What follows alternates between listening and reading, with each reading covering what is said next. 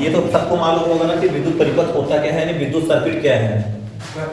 विद्युत सर्किट मतलब जो सर्किट को पूरा विद्युत सर्किट यानी कंप्लीट क्लोज सर्किट को विद्युत सर्किट बोलते हैं, जहां से इलेक्ट्रॉन या करंट आसानी से एक जगह से दूसरे जगह या दूसरे लैंप तक पहुंच जाए, उसको हम लोग विद्युत परिपथ बोलते हैं। परिपथ में सर्किट एक मार्ग होता है, एक रास्ता होता है करंट बहने के लिए, उसको सर्किट बोला जाता है। अब इसमें एसी आ रही, डीसी आ रही, अभी ये हम लोग डिसाइड नहीं किए हैं। अब ये देखा है कि विद्युत परिपथ क्या है, इलेक्ट्रिकल सर्किट क्या है। सर्किट है जिसमें इलेक्ट्रॉन या करंट आसानी से एक जगह से दूसरे जगह तक पहुंच रहे हैं, उसको हम लोग विद्युत सर्किट बोलते हैं। हमारे घरों पे सर्किट ही डाली जाती है। फैन के लिए अलग सर्किट डालते हैं, ट्यूबलाइट के लिए अलग डालते हैं, स्विच बोर्ड के लिए अलग डालते हैं, और एसी फ्रिज के लिए अलग सर्किट डालते हैं। ये तरह तरह के इलेक्ट्रिकल सर्किट होते हैं। अब इसी इलेक्ट्रिकल सर्किट को हम लोग बहुत टाइप के ऐड करते हैं। यानी पहला हम लोग देखेंगे सीरीज आता है। आप लोग देखे होगा ना कि कनेक्शन तो हम लोग सर्किट डाल दिए। अब सर्किट कैसे डालें, सीरीज में डाल रहे हैं, पैरेलल पे डाल रहे हैं। सबसे पहले अपन सीरीज पढ़ते हैं। सीरीज होता क्या है, श्रेणी क्रम। सीरीज का मतलब ही होता है कि कोई भी चीज सारी सीरीज से लगी हो। सीरीज क्रम, श्रेणी क्रम बोल सकते हो। इसमें जो करंट का मान होता है इक्वल होता है, बराबर होता है सीरीज कनेक्शन में। अब आपको यदि जरूरत पड़ती है करंट का मान बराबर रखना है, तो वहां पे सीरीज कनेक्शन करोगे। घर हो, इंडस्ट्री हो, आप वर्कशॉप हो, कहीं भी यदि आपको करंट का मान बराबर रखना है तो वहां पे सीरीज कनेक्शन डाला जाता है। सीरीज के मतलब होते सारे इक्विपमेंट जो लगे होते हैं वो सीरीज पे लगे होने। एक लैंप हम लगा दिए, दूसरा लैंप लगा दिए, तीसरा लैंप लगा दिए, चौथा लैंप लगा दिए, न्यूट्रल दे दिए, फिर दे दिए, आराम से हम लोग सीरीज में जला सकते हैं। आप लोग दीपावली जितने भी लाइटें जलाते हो सब सीरीज लाइट होती हैं, जुगनू। अब इसमें से दिक्कत क्या होती है, एक लैंप कहीं से ब्रेक हो गया या जल गया तो हमारे सारे लैंप बुझ जाते हैं। क्यों? क्योंकि इस लैंप से पास होकर करंट इस लैंप में आया था, इस लैंप से पास होकर इस लैंप में आया था, मगर इस लैंप में ब्रेक हो गया, नहीं वायर कट गया है तो पूरा नहीं जलेगा। क्यों? क्योंकि यहाँ से इसको न्यूट्रल मिल रहा था, न्यूट्रल मिलेगा ही नहीं, जिसके कारण ये नष्ट हो जाता है, खराब हो जाता है। इसीलिए हम लोग सीरीज कनेक्शन को बहुत कम करते हैं घरों पे। अब मान लो हमारा एक बल्ब फ्यूज हो जाए, हमारे पूरे घर की लाइट बंद हो जाएगी, दिक्कत आ जाएगी। और इसमें वोल्टेज का मान कम ज्यादा होता है, यानी वोल्टेज का मान बराबर नहीं होता, करंट का मान बराबर होता है, वोल्टेज कम ज्यादा होता है। सबसे पहले वाले लेवल में वोल्टेज का मान ज्यादा रहेगा, फिर ये जितना छोड़ेगा तो इसके बाद इसमें वोल्टेज आएगा, इसके बाद इसमें वोल्टेज आएगा, इसके बाद इसमें वोल्टेज आएगा। यानी जो हमारे फर्स्ट रूम के लाइट है सबसे तेज जलेगी, फैन सबसे अच्छा चलेगा। सबसे लास्ट में जाते जाते वोल्टेज का मान कम हो जाएगा, जिसके कारण हमारे लैंप कम रोशनी देंगे, फैन हमारे स्लो चलेंगे, फ्रिज चलेगी नहीं। इसलिए हम लोग सीरीज कनेक्शन करते नहीं है। सीरीज का आप ये बता सकते हो, सीरीज क्रम में करने का सबसे फायदा ये होता है कि करंट का मान बराबर रखना है तो हम लोग सीरीज कनेक्शन करते हैं। सीरीज में दिक्कत क्या आती है, किसी भी सर्किट में ब्रेक हो जाए, किसी भी लैंप में फ्यूज हो जाए या जल जाए, जिसके कारण हमारे पूरी सर्किट बंद हो जाती है, इसलिए हम लोग सीरीज का करते नहीं। दूसरा कारण ये भी है, सीरीज में जो पहला वाला लैंप, मान लो यहाँ पे हम 500 वाट का लैंप लगा दिए, 500 वोल्ट कंज्यूम कर दी बिजली, यहाँ पे मान लो 600 लगा दिए। अब इसको मिली नहीं रही क्योंकि 500 तो ये ले लिया, 600 में बहुत कम आ रही है, इसके अकॉर्डिंगली कम जलेगी, मगर इसको तेज जलना चाहिए क्योंकि पावर इसका ज्यादा है, कम जलेगा क्योंकि वोल्टेज कम आ रहा है। इसके बाद इसमें कम आएगा, इसके बाद इसमें कम आएगा, यानी पहले वाला सब खपत कर लेगा। इसलिए हम लोग सीरीज में बहुत कम करते हैं, जहां पे करंट का मान बराबर रखना होता है। और सीरीज में ही बता सकते हैं करंट का मान बराबर होता है। नुकसान ये है कि सीरीज में करने के बाद एक लैंप फ्यूज हो जाता है तो हमारे सारे लैंप नहीं जलते। आप देखे होंगे जो आपकी झालर होती है दीपावली में आप यूज करते होंगे, कोई भी एक लैंप खराब हो जाता है पूरी ट्यूब खराब हो जाती है हमारी झालर, आप लोग बोलते बनती भी नहीं है। कौन ढूंढे इतना बड़ा फॉल्ट? ये होता है सीरीज कनेक्शन। फिर दूसरा आपको मिलता है पैरेलल कनेक्शन।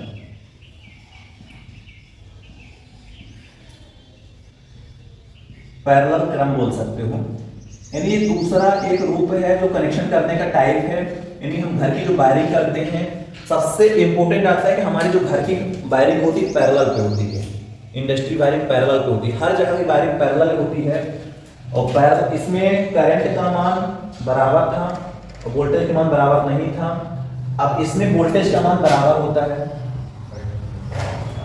करंट बढ़ती घटती रहती है, कम ज्यादा होती रहती है। पैरेलल कनेक्शन करने के सबसे बड़े फायदे ये है कि हर जगह वोल्टेज इक्वल रहता है, बराबर रहता है। ठीक, हेलो, हाँ ठीक, एक घंटा आधे घंटे बाद क्लास करने आधे घंटे। वोल्टेज का मान बराबर होने के कारण हमारे सारे रूम बराबर उजाले रहते हैं, सारी मशीन बराबर वोल्टेज मिलती है, कोई भी मशीन नुकसान नहीं हो सकती, जल नहीं सकती, खराब नहीं हो सकती, सारे ट्यूबलाइट बराबर प्रकाश देंगे, सारे लैंप बराबर प्रकाश देंगे। इसलिए हम लोग घर के कनेक्शन पैरेलल में करते हैं। पैरेलल कहें तो हम लोग यदि एक सर्किट देखें, एक लगा दिए, दूसरा लगा दिए, तीसरा लगा दिए, अब सबको एक न्यूट्रल दे दो, एक फेज दे दो, सबको बराबर लाइट पहुंचती रहेगी। ये पैरेलल कनेक्शन लगाने का तरीका है। आप लोग एमसीबी से भी देखोगे, हर जगह की एमसीबी अलग अलग होती है, हर एक रूम की एमसीबी अलग होती है, यानी हर एक रूम में अलग से वायर डाला जाता है। ये फर्स्ट रूम का है, ये सेकंड रूम का है, थर्ड रूम की एमसीबी है, फोर्थ रूम की एमसीबी है। क्या होता है, यदि हम एक ही एमसीबी से यूज कर लेंगे तो सीरीज कनेक्शन हो जाता है, और एक यदि एमसीबी खराब हो गई, एक लाइन जल गई, हमारे पूरे रूम की बंद हो जाएगी लाइन। इसलिए अलग अलग रूम के लिए अलग अलग लाइन डालना पड़ती है, ताकि एक फर्स्ट वाले रूम खराब होगी लाइट तो दूसरे रूम की दिक्कत ना जलती रहे। ये होता है ना, हमारा फैन चल जाए मगर ट्यूबलाइट जलती रहती है। पैरेलल कनेक्शन के फायदे होते हैं, नुकसान कुछ ही है ही नहीं इसका, मगर यही है कि जहां वोल्टेज का मान बराबर रखना हो तो हम लोग पैरेलल कनेक्शन करते हैं, करंट का मान बराबर रखना हो तो सीरीज कनेक्शन करते हैं, और जहां पे दोनों का मान बराबर रखना हो तो वहां पे मिक्स ग्रुप करते हैं। तीसरा ये भी आप पूछोगे ना, मिक्स ग्रुप, यानी यदि आपको करंट और वोल्टेज दोनों को बराबर रखना है, आपके पास ऐसी मशीन है जो करंट और वोल्टेज दोनों को बराबर लेना चाहती है, तो उसके लिए जो आप कनेक्शन यूज करोगे वो मिक्स ग्रुप कनेक्शन होता है। मिक्स ग्रुप करंट वोल्टेज का मान बराबर होता है, आप उसमें दोनों तरह के इक्वल काम करवा सकते हो। ऐसा नहीं रहेगा कि उसमें करंट ज्यादा जा रही है और वोल्टेज कम आ रहा है। तो तीन टाइप के आपको कनेक्शन मिले होंगे, series connection, parallel connection, mix group connection. आपसे क्वेश्चन यही पूछ सकता है कि ऐसा कौन सा कनेक्शन जिसमें करंट का मान बराबर होता है, ऐसा कौन सा कनेक्शन जिसमें वोल्टेज का मान बराबर होता है, ऐसा कौन सा कनेक्शन होता है जिसमें करंट वोल्टेज दोनों का मान बराबर होता है। यदि करंट का मान बराबर है तो सीरीज कनेक्शन, यदि वोल्टेज का मान बराबर है तो पैरेलल कनेक्शन यानी समानांतर कनेक्शन, यदि करंट और वोल्टेज दोनों का मान बराबर है तो मिक्स ग्रुप। तीन टाइप के कनेक्शन कर सकते हैं। सीरीज, पैरेलल, इनके दो फार्मूले भी निकलते हैं, आप फार्मूले पढ़े भी होंगे, कल भी पढ़े थे ना। सीरीज में यदि आरटी यानी टोटल रेजिस्टेंस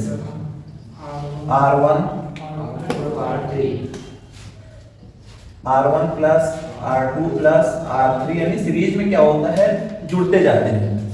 पैरेलल पे 1/RT बराबर होता है 1/R1 plus 1/R2 plus 1/R3। ये दो फार्मूले आप लोग रख लेना। सर इसको सॉल्व कैसे करते हैं? सॉल्व ये करते हैं कि यदि आपके पास तीन लैंप हैं, एक का 40 वोल्ट है, दूसरा 30 वोल्ट है, दूसरा 10 वोल्ट है, तो टोटल आप बताओ कितना हुआ। आप वोल्टेज पूछ सकता है, रेजिस्टेंस पूछ सकता है, कुछ भी पूछ सकते हैं। यदि रेजिस्टेंस 40, 3, 70, 10, 80, आप बता दोगे 80।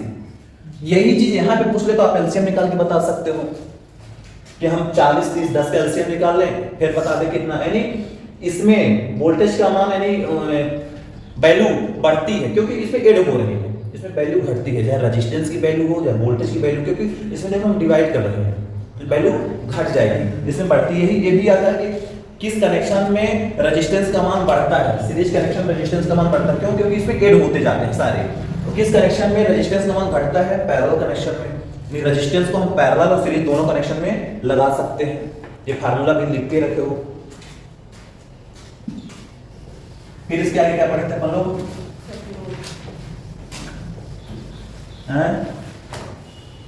तेज से बोलो सुमन। प्रतिरोध, ओम्स लॉ पढ़े थे ओम्स लॉ, ओम का नियम, इसके कुछ फार्मूले होते हैं, बोलो।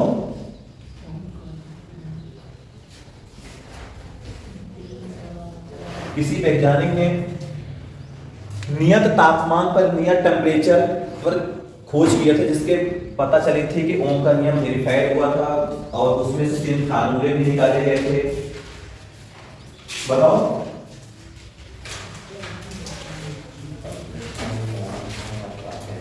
इसमें पहला फार्मूला निकलता है V बराबर I/2 आर, आई बराबर वी बटे आर, आर बराबर वी बटे आई। ये तीन आपके ओम्स लॉ के द्वारा फार्मूले निकाले गए थे।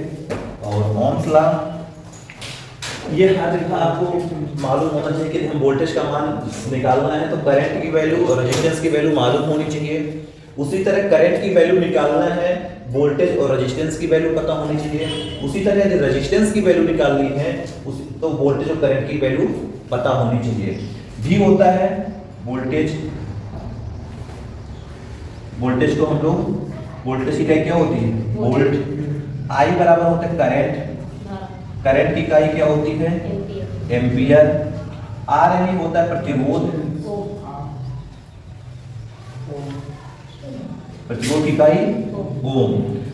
ये होते हैं फार्मूले तीन, आपके ओम के नियम के अनुसार तीन फार्मूले बने थे। V बराबर I/R, I बराबर V बटे R, R बराबर V बटे I। V होता है वोल्ट, I होती है करंट, R होता है प्रतिरोध।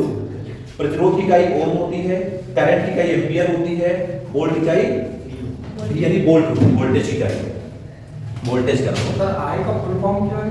I यानी एम्पियर, ए आई यानी धारा, I ए यानी एम्पियर, V यानी वोल्टेज, R यानी रेजिस्टेंस।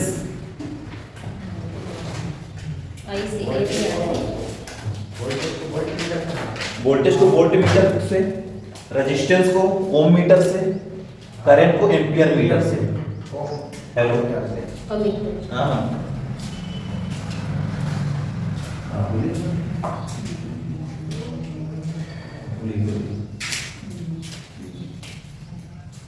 बस हो गया।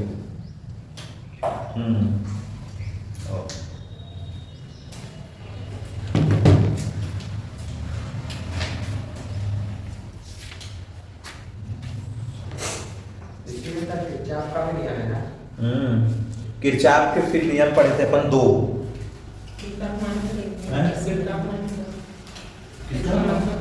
किसके मतलब वैज्ञानिक थे, नाम है, नियम नियम बना के गए हैं। सो ओम्स वैज्ञानिक का नाम है। और क्या, किसी के दत्ता का नाम थोड़ी रख के चले जाएगा वो।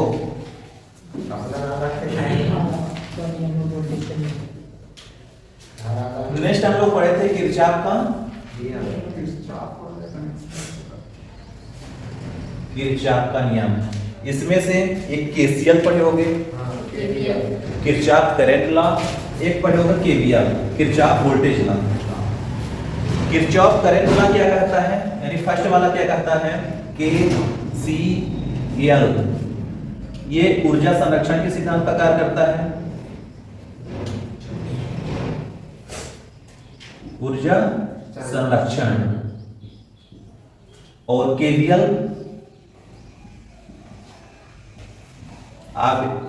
ये आवेश के सिद्धांत पर कार्य करता है। पहला सब गलत लिखा, ऊर्जा के संरक्षण का कार्य, आवेश के सिद्धांत पर, ये ऊर्जा के संरक्षण की।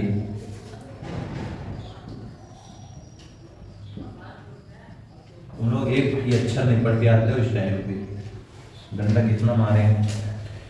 किरचॉफ करंट लॉ ये बोलता है कि किसी भी नोड या जंक्शन पर, कोई भी नोड हो, कोई भी जंक्शन हो, उसमें से आने वाली धारा तथा जाने वाली धारा के बीज गणितीय योग बराबर होती है। I1, I2, I3, I4, I5, I6, I7।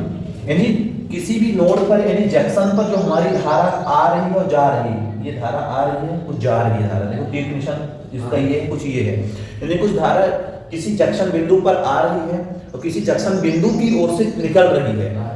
आने वाली धारा तथा जाने वाली धारा के बीज गणितीय योग शून्य होता है, किरचॉफ करंट लॉ कहलाता है, किरचॉफ के नियम बताते हैं। ये जो किरचॉफ करंट लॉ है यानी केसीएल है, आवेश के सिद्धांत पर कार्य करता है। और केवीएल कहता है कि जब भी कोई भी जंक्शन यानी बंद सर्किट में जो ऊर्जा लॉस होती है उसके बीज गणितीय जो योग होता है वो होता है KVL, Kirchhoff voltage law. Kirchhoff voltage law ऊर्जा संरक्षण के नियम पर कार्य करता है। यानी हमें दो नियम मिले किरचॉफ के नियम पर। पहला नियम मिला केसीएल किरचॉफ करंट लॉ, इसको किरचॉफ करंट लॉ बोलते हैं, Kirchhoff voltage law. Current voltage दोनों मिले। करंट होता है आवेश के सिद्धांत पर काम किया, केसीएल जो हुआ यानी वोल्टेज हुआ ऊर्जा संरक्षण के नियम पर काम किया। ये बोलता है किसी भी नोड पर जंक्शन पर आने वाली धारा तथा जाने वाली धारा के बीजगणित योग शून्य होता है, किरचॉफ करंट लॉ कहलाता है। केवीएल कहता है किसी भी बंद सर्किट में आने वाली धारा तथा जाने वाली धारा जो खपत होती है वो होता है केवीएल। लेकिन ऊर्जा संरक्षण का खपत कर रही है, अभी नहीं फर्स्ट ईयर क्लास चले, बाहर जाओ, धर्मशाला नहीं है। फिर इसके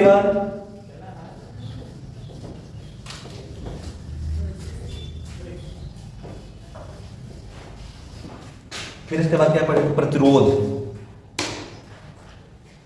पढ़े थे। अब प्रतिरोध सबको मालूम होना चाहिए क्योंकि ये एक दुश्मन है बिजली का। प्रतिरोध की इकाई मालूम होनी चाहिए, प्रतिरोध किसे प्रदर्शित करते हैं, प्रतिरोध क्या काम करता है, कौन कौन बता सकता है?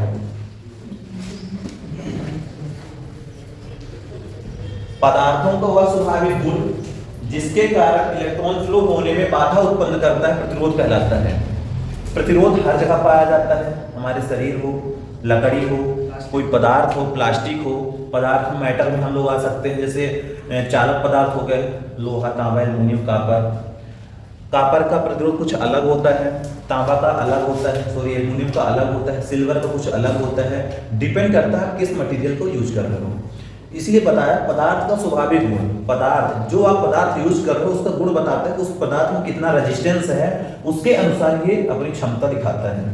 जैसे सिल्वर, चांदी, यदि आप चांदी का वायर यूज कर रहे हो इसका प्रतिरोध कुछ और रहेगा। यदि पे तांबा का वायर यूज कर रहे हो इसका प्रतिरोध कुछ अलग मिलेगा। यहीं पे लोहा यूज कर रहे हो इसका प्रतिरोध कुछ अलग मिलेगा, एल्युमिनियम का कुछ प्रतिरोध अलग मिलेगा। ये डिपेंड करता है कि आप कौन सा पदार्थ यूज कर रहे हो, चांदी कर रहे हो, तांबा कर रहे हो, लोहा कर रहे हो, एल्युमिनियम कर रहे हो, उसके अनुसार ही ये अपनी क्षमता दिखाएगा। चांदी में रेजिस्टेंस का मान कम होता है, चांदी बहुत अच्छी चालक पदार्थ मानी जाती है। उसके बाद तांबा बहुत अच्छा चालक पदार्थ माना जाता है, फिर उसके अलावा अच्छा लोहा माना जाता है, सबसे खराब लोहा माना जाता है, उससे अच्छा एल्युमिनियम माना जाता है। सबसे ज्यादा रेजिस्टेंस लोहा का होता है, सबसे कम चांदी को होता है। यानी चांदी का वायर यूज करते हैं उसमें प्रतिरोध का प्रभाव बहुत कम पड़ेगा, इलेक्ट्रिसिटी पूरी आसानी से फ्लो होगी। यदि हम लोहा को यूज करते हैं, लोहा क्या है, एक बहुत रेजिस्टिव मटेरियल है, बहुत ज्यादा हाई प्रतिरोध होता है, जिसके कारण इसमें से इलेक्ट्रॉन या करंट हम बोले आसानी से फ्लो नहीं हो पाती। तो प्रतिरोध एक ऐसा पदार्थ का स्वाभाविक गुण है जिसके कारण करंट को, चार्ज को या इलेक्ट्रॉन को एक जगह से दूसरे जगह जाने में बाधा उत्पन्न करता है, रोकता है, उसी को बोला जाता है प्रतिरोध। प्रतिरोध को हम लोग कैपिटल R से लिखते हैं। इसकी जो इकाई होती है ओम होती है। सोने में भी होता है, सोने में भी, सोना और अच्छा कंडक्टर माना जाता है।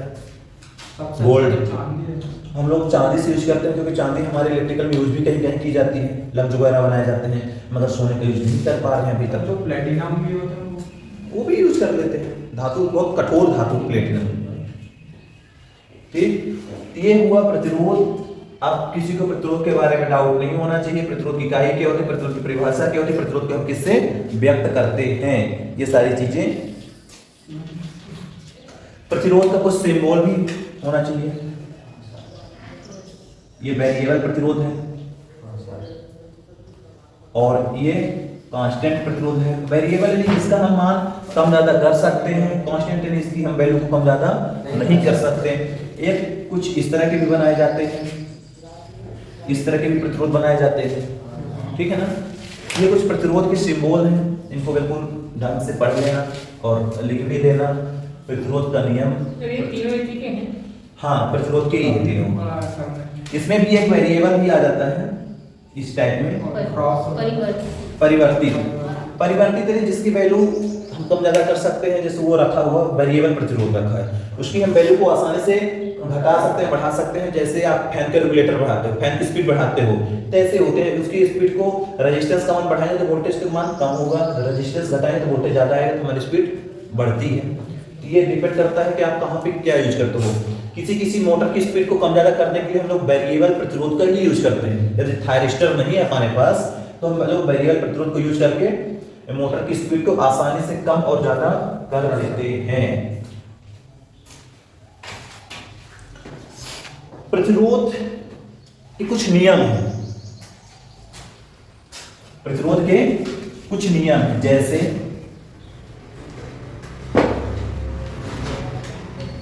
प्रतिरोध का पहला नियम ये कहता है कि डिपेंड करता है कि चालक की लंबाई पर, चालक की लंबाई के समानुपाती होती है, लंबाई प्रोपोर्शनल आर या आर प्रोपोर्शनल एल, आप ये बता सकते हो। यदि हम चालक, कोई भी वायर है हमारे पास 1 मीटर का वायर है तो उसका रेजिस्टेंस 5 ओम है। यदि उस वायर को हम 2 मीटर कर देते हैं तो उसका रेजिस्टेंस 10 ओम हो जाएगा। चालक की लंबाई के समानुपाती होता है। चालक की लंबाई बढ़ाएंगे तो रेजिस्टेंस ऑलरेडी बढ़ेगा, पहला काम। दूसरा ये है चालक के क्षेत्रफल के व्युत्क्रमानुपाती होता है, उल्टा होता है, व्युत्क्रमानुपाती। व्युत्क्रमानुपाती मतलब उल्टा, आर बराबर 1/r। यदि हम चालक की मोटाई बढ़ाते हैं, यदि मान लो हमारी क्रॉस सेक्शनल एरिया 2 mm मोटा था, 5 mm मोटा था, उसको हम 10 mm कर देंगे, उसकी रेजिस्टेंस की वैल्यू घट जाएगी। ऐसा क्यों? यदि इस गेट को देख लो, गेट खुला हुआ है, इसमें से हम एक साथ 4 लड़कों को अंदर ले सकते हैं। यदि हम गेट की चौड़ाई बढ़ा देंगे तो एक साथ 10 लड़के ले सकते हैं ना, 8 लड़के ले सकते हैं ना। उसी तरह यदि हमारे पास 10 mm मोटा वायर है, उसमें से 500 इलेक्ट्रॉन गुजरते होंगे, एक साथ घुस जाते, धक्का मार के, वहां पे रेजिस्टेंस रोक लेता होगा। मगर उसको हम 20 mm कर देंगे, 500 लोग को एक साथ धक्का मारेंगे और रोकने वाला एक रहेगा, तो आप धक्का मार के घुस जाओगे ना, यानी रेजिस्टेंस वहां पे कमजोर पड़ जाएगा।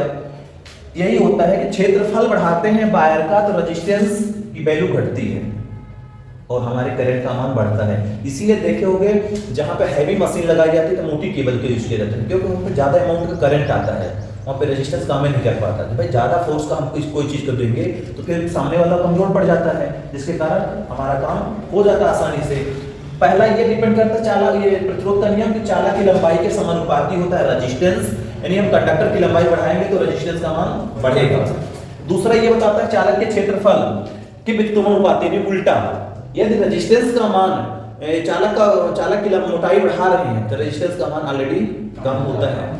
तीसरा ये भी एक बहुत इंपॉर्टेंट है, चालक का की पदार्थ पर भी निर्भर करता है। आप चालक किसका यूज कर रहे हो? एल्युमिनियम का कर रहे हो, लोहा कर रहे हो। भाई लोहा यूज करोगे तो ऑलरेडी लोहे का रेजिस्टेंस बहुत ज्यादा होता है, बहुत कम करंट फ्लो होगी। चांदी के यूज करते हो, चांदी की 99% चालकता होती है, 98% चालकता होती है, बहुत अच्छा करंट फ्लो होगा। उसके बाद कॉपर यूज कर लो। तो ये डिपेंड करता है चालक की पदार्थ, आप कौन सा चालक यूज करो, लोहा कर रहे हो, एल्युमिनियम कर रहे हो, चांदी कर रहे हो, कॉपर कर रहे हो, क्या कर रहे हो, डिपेंड ये करता है। प्रतिरोध के नियम सबसे अच्छा इंपॉर्टेंट आप बता सकते हो कि रेजिस्टेंस डिसाइड करता है चालक की लंबाई कितनी है। चालक की लंबाई बढ़ाएं तो रेजिस्टेंस ऑलरेडी बढ़ेगा। पहला चालक का क्षेत्रफल, यदि चालक का क्षेत्रफल बढ़ाते तो रेजिस्टेंस घटेगा। तीसरा ये भी डिपेंड करता है कि चालक आप किस पदार्थ का यूज कर रहे हो, एल्युमिनियम, तांबा, लोहा, चांदी, सिल्वर, लकड़ी, प्लास्टिक, कुछ भी, तो डिपेंड करता है उसमें कितना करंट बढ़ेगा, वो चलेगा और कितना हमारा रेजिस्टेंस वैल्यू होगी। तो ये कुछ नियम है जो ध्यान पे रखना कि जब चालक की लंबाई बढ़ाते हैं तो रेजिस्टेंस पर क्या प्रभाव पड़ता है। पहला क्वेश्चन आ सकता है, चालक की लंबाई बढ़ाते हैं तो रेजिस्टेंस पर क्या प्रभाव आएगा। चालक यदि हम लोहा यूज करते हैं, कॉपर की अपेक्षा किसमें सबसे अच्छा करंट फ्लो होगा, कॉपर में। यदि हम चालक की मोटाई बढ़ाते हैं तो रेजिस्टेंस पर क्या प्रभाव पड़ेगा, करंट में क्या प्रभाव पड़ेगा, करंट का मान बढ़ेगा, रेजिस्टेंस मान कम होगा। ठीक, कुछ क्वेश्चन ऐसे आते रहते हैं घुमा फिरा के, ठीक है ना, समझ में आया? नहीं आया मतलब क्यों कहोगा? तो फिर बोले तो नहीं भाई तुम तो। अच्छा फिर क्या पढ़े थे? सर आगे पढ़े कंडक्टेंस, चालकता।